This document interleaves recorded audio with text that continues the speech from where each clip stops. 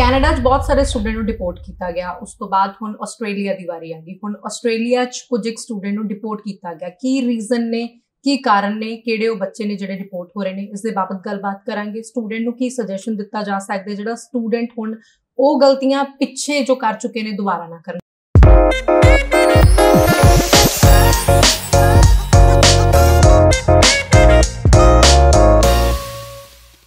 सो गलबात कर ली मेरे नाल प्रदीप जी मौजूद ने जो कि वेस्ट ओवरसीज ਨੂੰ रिप्रेजेंट करते हैं। Hello and welcome sir.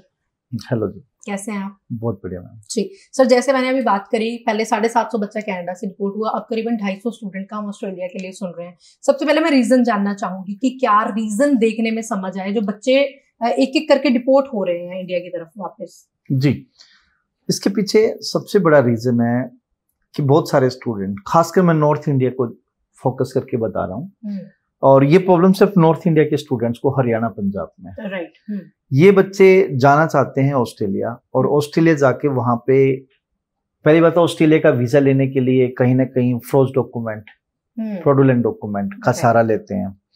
Timely अपने डॉक्यूमेंट प्रिपेयर नहीं करते, फंड्स उनके पास होते नहीं, एकेडमिक वीक है या एजुकेशन में गैप है, तो कहीं ना कहीं समहाउ वो मैनेज करने की कोशिश करते हैं थ्रू सम एजेंट्स। तो एक तो ये रीजन है कि जो स्टूडेंट यहाँ पे ऐसे फाइल लगाते हैं, उनके वीजा रिजेक्ट हुए, कुछ निकल गए, तो वहां जाके वो स्टूडेंट पढ़ते नहीं है। और ऐसे इवन कि जो स्टूडेंट एक्चुअल में जेन्युइन है और वो जेन्युइन डॉक्यूमेंट लगा के वहां पे पढ़ने के लिए जा रहे हैं, वहां जाके वो बच्चा भी नहीं पढ़ रहा है, और वो सारा का सारा स्टूडेंट नॉर्थ इंडिया का निकलता है। तो जो डॉक्यूमेंट फ्रॉडुलेंट डॉक्यूमेंट पे, जो स्टूडेंट फ्रॉडुलेंट डॉक्यूमेंट पे गए या जेन्युइन डॉक्यूमेंट पे भी गए, लेकिन उन्होंने अपना वीजा का जो क्या नाम है, जो लेवल था हायर एजुकेशन में, सपोज करो वो बैचलर या मास्टर्स के लिए जा रहे हैं, तो जो उसका लेवल एजुकेशन का है वो उन्होंने मेंटेन नहीं किया वहां पे। मतलब कोई बैचलर में गया तो वहां जाके बैचलर उन्होंने ड्रॉप कर दी और किसी डिप्लोमा में एडमिशन ले लिया। मास्टर में गया तो मास्टर्स का लेवल उसने मेंटेन नहीं किया, किसी छोटे मोटे कॉलेज में डिप्लोमा में एडमिशन ले लिया, वेट प्रोग्राम में। तो एम्बेसी अब इमिग्रेशन ऐसे स्टूडेंट से पूछ रही है कि भाई आपने अपना जो लेवल है हायर एजुकेशन का वो मेंटेन नहीं रखा है, तो हम आपका क्यों अपने कंट्री में रखें। तो इस तरीके से उनको नोटिस गए हैं और बहुत सारे स्टूडेंट के वीजा रिजेक्ट हुए हैं और उनको डिपोर्ट किया है। तो कहने का मतलब ये है, जो फ्रॉडुलेंट डॉक्यूमेंट लगा के गए हैं या जेन्युइन भी गए हैं, फ्रॉडुलेंट डॉक्यूमेंट तो एक तरह से बहुत बड़ा, मतलब एक तरह से बहुत गलत है कि आप अगर फाइनेंशियल साउंड नहीं हो तो आप कैसे पढ़ सकते हैं वहां पे, और वहां जाके फिर आप अपने कॉलेज में या यूनिवर्सिटीज में अपना जो वीजा है वो सस्टेन नहीं किया है, छोटे मोटे कॉलेज में एडमिशन लिया है, तो इस टाइप के स्टूडेंट्स को वो डिपोर्ट कर रहे हैं। राइट। जो बच्चे डिपोर्ट हो रहे हैं, एक बार अगर किसी बच्चे का कोई वीजा कैंसलेशन मोड पे आ जाता है, फिर उस स्टूडेंट का फ्यूचर क्या है आने वाले टाइम में? देखो, अगर वीजा रिजेक्ट हो गया है तो नेचुरल सी बात है, उसको दोबारा वीजा नहीं मिलता, ठीक है, वो ब्रिजिंग वीजा डालने की कोशिश करते हैं, ठीक है, तो बट ऐसे स्टूडेंट को डिपोर्ट की तरफ ही लेके जाते हैं। राइट। प्रदीप सर, जैसे आपने अभी फंड्स की बात करी, फ्रॉडुलेंट डॉक्यूमेंट का जिक्र किया, बहुत सारे बच्चे ऐसे हैं नॉर्थ इंडिया के कि इकोनॉमिकली साउंड है वो बच्चे, ऐसी बात नहीं है, वो इतना बेयर कर सकते हैं कि वो वहां जाके स्टडी कर लें, लेकिन फिर भी कहीं ना कहीं कोई गड़बड़ी हो रही है। उसके रीजन आप क्या देखते हो, क्यों गड़बड़ी हो रही है, बच्चे की कहाँ पे कमी है, या फिर सारी कमी एजेंट की है, या सारी कमी बच्चे के पेरेंट्स को नॉलेज कम है? किसको मेन टारगेट किसको करेंगे? इसके लिए स्टूडेंट और पेरेंट्स रिस्पॉन्सिबल है पहले, क्योंकि कोई एजेंट किसी घर तो जाता नहीं है, ठीक है, मार्केट में गलत प्रैक्टिस करने वाले कंसल्टेंट बैठे हैं तो ठीक प्रैक्टिस करने वाले भी बैठे हैं। अब एक स्टूडेंट जब को पता है कि मुझे अब्रॉड जाना है, तो पेरेंट्स को पहले से ही डिसाइड है कि इस बच्चे को, अपने बेटे को या बेटी को मैंने अब्रॉड भेजना है, तो टाइम रहते, जैसे आइल्स की प्रिपरेशन कर रहे हैं या पीटी की प्रिपरेशन कर रहे हैं तो टाइम लग रहा है ना, तो उसी तरीके से अपने अदर डॉक्यूमेंट की प्रिपरेशन क्यों नहीं करते वो लोग। फंड्स उनके पास हैं, लेकिन उन्होंने वो पैसे इधर उधर कैश किसी रिश्तेदारी में दे रखे हैं या अपने कमीशन एजेंट के पास पड़े हैं, ठीक है। तो एम्बेसी चाहती है कि जेन्युइन स्टूडेंट आए, मतलब जिसकी एकेडमिक स्ट्रांग हो, ठीक है, और फाइनेंशियल साउंड हो। तो यहाँ तो एम्बेसी देखना चाहती है 1 साल की ट्यूशन फीस, लिविंग कॉस्ट और रिटर्न एयर फेयर, मतलब 1 साल के फंड आपने दिखाने, और सेकंड जो रेस्ट है उसका प्रोजेक्ट प्लान बताना होता है कि नेक्स्ट ईयर का आप कैसे बियर करेंगे। तो इसी कारण से बच्चों के पास फंड भी होते हैं, फिर भी रिफ्यूजल आ जाता है। रीजन क्या होता है कि उनके पेरेंट्स के पास स्ट्रॉन्ग ITR नहीं होती, स्ट्रॉन्ग उनके पास फाइनेंशियल डॉक्यूमेंट नहीं होते। ठीक है, आप कह सकते हो कि एक नेटवर्थ CA वैल्यूएशन रिपोर्ट, ठीक है, जिसमें एम्बेसी को बताना होता है कि भाई ठीक है, फर्स्ट ईयर के फंड्स मेरे पास अवेलेबल है, सेकंड ईयर के मैं इस मोड से मैं पे कर सकता हूँ। तो ये पेरेंट्स शो नहीं करते, और स्टूडेंट के पेरेंट्स शॉर्टकट मारते हैं कि भाई तू IELTS कर, उसके बाद मैं एजेंट से ही आपके फंड करा लूंगा। तो भाई एजेंट से फंड करा लेगा तो एजेंट तो भैया आपको फेक ही देगा ना फिर। राइट। तो इट हैपन, जो अभी बहुत सारे बच्चे जो डिपोर्ट हुए हैं या जिनको इवन के एम्बेसी ने बहुत सारे ऐसे फ्रॉडुलेंट डॉक्यूमेंट्स पकड़े हैं एम्बेसी में वीजा देने, मतलब जब फाइल लॉन्च हुई है तब की बात है, तो उसमें यही निकला है कि फ्रॉडुलेंट फंड्स हैं।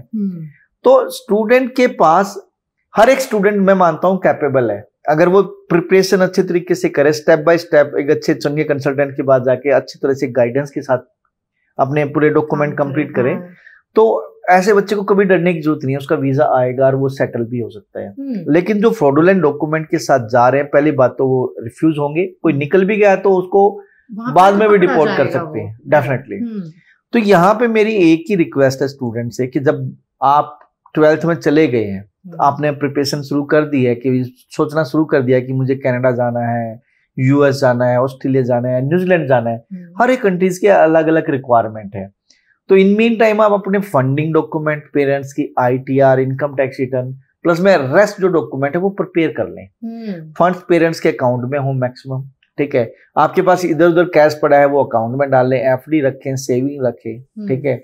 साथ साथ में आप एजुकेशन लोन के लिए अपने बैंक से बात करना शुरू कर दें, और पेरेंट्स के पास जो ITR, इनकम टैक्स रिटर्न, वो सॉलिड होनी चाहिए, स्ट्रॉन्ग होनी चाहिए। यहाँ नॉर्थ इंडिया में एक बड़ी प्रॉब्लम है, फाइनेंशियल साउंड है, यहाँ 20 लाख 50 लाख रुपए रिक्वायर्ड है तो वो होगा। लोग पैकेज की तरफ भी तो जाते हैं 20-20 लाख देकर, इट मीन उनके पास फंड पैसे है ना, तभी तो 20 लाख रुपए दे रहे हैं। यहाँ 20 लाख देने की जरूरत नहीं है, 20 लाख अकाउंट में डाल दो तो आपका तो सारा ही काम हो जाएगा एक तरीके से, एक बिल्कुल जेन्युइन तरीके से। 20 लाख रुपए आपके पास फंड पड़े हैं अकाउंट में, 5-7 लाख का पर्सनल लोन या एजुकेशन लोन ले लो, 26-28 लाख के तो फंड दिखाने हैं, आप 20 लाख रुपए एजेंट को दे दोगे, ठीक है, वो पैसे आपके, इसका मतलब आप कैपेबल हो, यू हैव द मनी।